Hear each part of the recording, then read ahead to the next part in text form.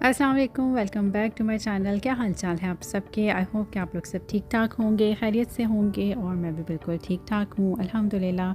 और जी यहाँ पे देखिए कितना ज़बरदस्त हो गया वेदर। आपने अगर मेरे पिछले व्लॉग्स देखे होंगे तो बहुत ही कोई ज़बरदस्त किस्म की स्नो पड़ी हुई थी। मतलब पिछले महीना पूरा एक्सट्रीम रहा है -40 तक, और आजकल कह लें कि बिल्कुल प्लस में चला गया है। 2 कभी 7 कभी 4 इस तरह से होता है, और इस स्नो का बिल्कुल मेल्टेड हो रहा है, जैसे मेल्ट हुई भी है। और कहीं कहीं से बहुत ही खूबसूरत नज़ारा था, तो मैंने कहा कि चलो आप लोगों के लिए भी ज़रा इसका एक क्लिप बनाती हूँ। तो ये है कि इसकी ब्यूटी अलग होती है, हर मौसम की ब्यूटी जो है ना वो बिल्कुल एक अलग होती है देखने में। तो बस मुझे होता है कि क्यों ना उसको कैप्चर कर लिया जाए। और फिर ये तो आपको पता है कि जो नेचुरल ब्यूटी सीन्स होते हैं उनकी तो ब्यूटी अलग होती है ना। तो बस अब यहाँ पे मैं बना रही हूँ नाश्ता। ये सुबह का ही टाइम है और हस्बैंड के लिए बना रही हूँ मैं फ्राई अंडा। और मैं भी यही खाऊंगी, लेकिन मैं ज़रा डिफरेंट तरीके से खाती हूँ। मुझे होता है कि जो है ना वो दोनों तरफ से जर्दी को बिल्कुल तोड़ के जो है ना वो दोनों तरफ से जो है वो अच्छी तरह पकाती हूँ, फिर मुझे तसल्ली होती है और फिर खाया जाता है। मतलब कि मैं बिल्कुल भी जो होता है ना जर्दी अगर ज़रा सी भी कच्ची रहे तो मुझसे तो बिल्कुल नहीं खाया जा रहा होता। तो बस ये कि मैं और हस्बैंड को इसी तरह का पसंद है, क्योंकि उनको होता है कि जर्दी पकी भी नहीं होनी चाहिए, तो उनके लिए मैं इस तरह से बनाती हूँ। तो बस ये होता है कि अब देखें एक ही चीज़ है, लेकिन हर एक का खाने का पसंद करने का जो एक है ना तरीका वो एक अलग होता है। तो बस ये होता है कि हमारी यही कोशिश होती है कि हम लोग जो है वही वाली चीज़ बनाएं जो कि हस्बैंड को या फिर घर वालों को पसंद होती है। और यहाँ पे हो गया जी नाश्ता कंप्लीट, साथ में मैं टोस्ट गर्म कर रही हूँ। और नाश्ते का तो आपको पता ही है, रोज़ का एक तो होता है अच्छा आज क्या खाएं। एक दिन ऑमलेट होता है, मतलब मेरे दो तरफ तो डेज़ जो है ना वो बिल्कुल बटे हुए होते हैं। मतलब कि जैसे एक दिन ऑमलेट होता है, एक दिन फ्राई अंडा, एक दिन क्लब सैंडविच बना लेती हूँ, फिर किसी दिन शामी, इस तरह से डिफरेंट होते हैं। तो यहाँ पे देखें मेरा जो है वो फ्राई अंडा वो इस तरह से बनता है कि बिल्कुल हल्के ऑयल में, और दोनों तरफ से उसको पलट के अच्छी तरह से जर्दी जो है वो पका के, तो फिर इस तरह से मेरा ये बनता है।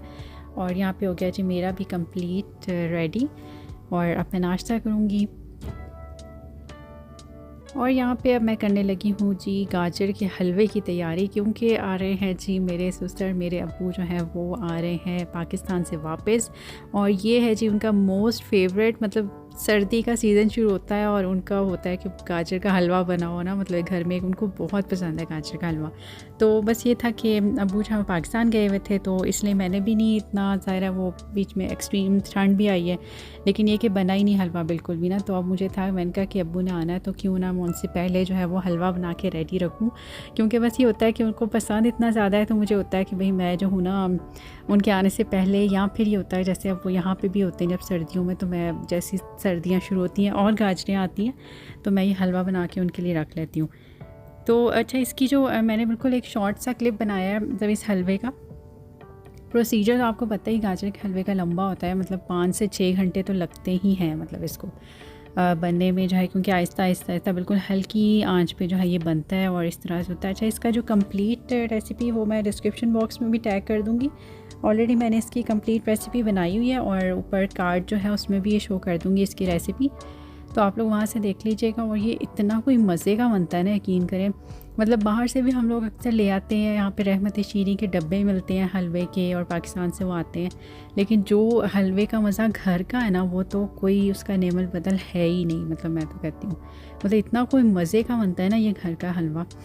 और सबसे बड़ी बात ये होती है कि हमने अपनी मर्ज़ी से इसमें ऑयल का और जो है वो चीनी का जो है वो अपनी मर्ज़ी प्रोपोर्शन रखा होता है, तो हमें जो है ना वो उसमें कोई मसला नहीं होता कि भाई ये इतना ऑयली है, इतना शीरे वाला है, तो इसलिए बन के रेडी हो गया है।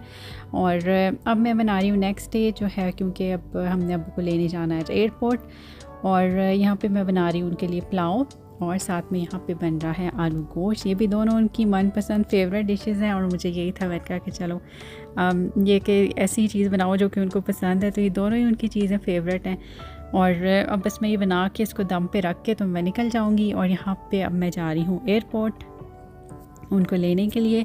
और आप लोगों को जैसे थंबनेल में ही आइडिया, क्योंकि मैंने उसमें लिखा हुआ था कि कौन आ रहा है पाकिस्तान से, तो बिल्कुल आ रहे हैं जी मेरे ससुर अब्बू आ रहे हैं पाकिस्तान से, और ये सब उन्हीं की तैयारी चल रही है, उन्हीं के लिए ही सब कुछ हो रहा था। और बस अब एयरपोर्ट पे जा रहे हैं। और मौसम आप लोग देख ही लें कि काफ़ी हद तक जो है वो स्नो पिघल चुकी है और काफ़ी मतलब घास सी नज़र आनी शुरू हो गई है बिल्कुल पाथवेज़ पे और इस तरह ना, क्योंकि काफ़ी हद तक पिघल चुकी है। तो बिल्कुल वो था ना, सफ़ेद वाइट हुआ था, इतनी ज़्यादा स्नो पड़ी है।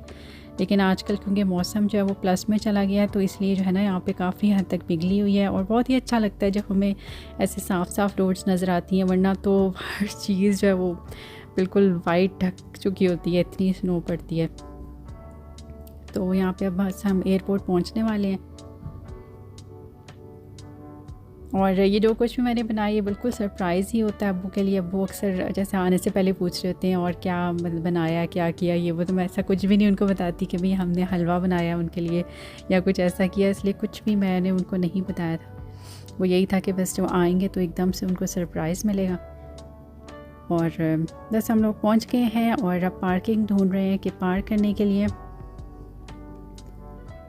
वाकई में मतलब ये भी चीज़ होती है कि जब पाकिस्तान से यहाँ तक बंदा पहुँचता है, मतलब वो इतनी लंबी फ़्लाइट होती है कि वो ऑलरेडी बहुत थकन हो जाती है, क्योंकि हमें तकरीबन डायरेक्ट फ़्लाइट तो कोई भी नहीं है कैलगरी के लिए पाकिस्तान से। तो कम से कम 2 या 3 फ़्लाइट्स चेंज करके जो है हम लोगों को पहुँचना पड़ता है। तो वो आते आते जो है वो बहुत ज़्यादा मतलब थकन हो जाती है। और जाहिर सी बात है कि प्लेन में खाना वगैरह तो ज़ाहिर है मिलता है, लेकिन उस तरह तो नहीं मिलता कि जिस तरह हम लोग मतलब सही से अपने टेस्ट के मुताबिक जो है वो खा सकें।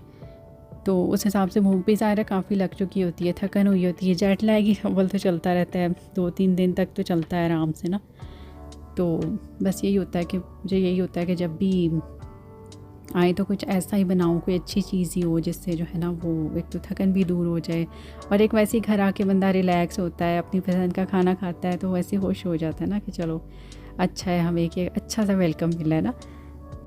और यहाँ पे मैं थोड़ा सा क्लिप भी बना रही हूँ साथ एयरपोर्ट का। तो और बस ये है कि फ़्लाइट जो है वो पहुँच चुकी है, सारे लोग जो है वो आ रहे हैं आहिस्ता आहिस्ता। और यहाँ पे अब्बू भी आ चुके हैं और हमने उनको रिसीव किया और आ गए हैं जी अब घर। यहाँ पे सामान रखा हुआ है और अब मैं आपको लेके जा रही हूँ किचन में, क्योंकि यहाँ पे जो है वो दम शम सब लग के रेडी हो गया हुआ था। और बस अब्बू आते ही अब्बू ने पूछा क्या बनाया है मैंने उनको बताया कि भाई मैंने पुलाव बनाया चिकन का और साथ आलू गोश्त। कह रहे अच्छा चलो ये तो ज़बरदस्त हो गया, मतलब खुश हो गए सुन के कि भाई उनकी पसंद की चीज़ें बनी हुई हैं। तो वहाँ पे अब मैं इसको डिश आउट कर दूँगी। और ये उन्होंने खाया भी सही मज़े से, पेट भर के, और उनको बहुत ही पसंद आया। और बस ये होता है कि घर के खाने की तो फिर बात अलग ही होती है। तो ये आई हैं जी कुछ पाकिस्तान से सौगातें, जो कि रेवड़ी है और साथ मुल्तान का है जो सोहन हलवा। और ये भी सही असली देसी घी की होती है रेवड़ियाँ, मतलब ये बहुत ज़्यादा पसंद है हम सबको ही। तो और फिर स्पेशली यानी एक सर्दियों का भी होता है कि रेवड़ी और साथ में ये हलवा जो है ये खाया जाता है। तो ये बहुत ही मज़ेदार था। आप लोग भी देख रहे होंगे ये डब्बा खुला है और ये आधा कैसे हो गया, क्योंकि ये मैंने जो है ना क्लिप जो है वो नेक्स्ट डे का बनाया हुआ है। ये जो मैंने डब्बा खोला है और इसमें ये कि मैंने हाफ़ इसमें रहने दिया था और हाफ़ मैंने जो है वो सेव कर लिया। तो इसलिए जो है ना वो आप लोगों को नज़र आ रहा होगा कि खुलते ही आधा कैसे हो गया। यहीं तक था मेरा आज का व्लॉग। आई होप कि आप लोगों को पसंद आया होगा, आपने एंजॉय किया होगा। अगर मेरे चैनल पर न्यू है तो जल्दी से सब्सक्राइब कर लीजिए, इंस्टा पे मुझे फॉलो कर लें। अपना बहुत सारा ख्याल रखिएगा। Thanks a lot for watching, take care, अल्लाह हाफिज़।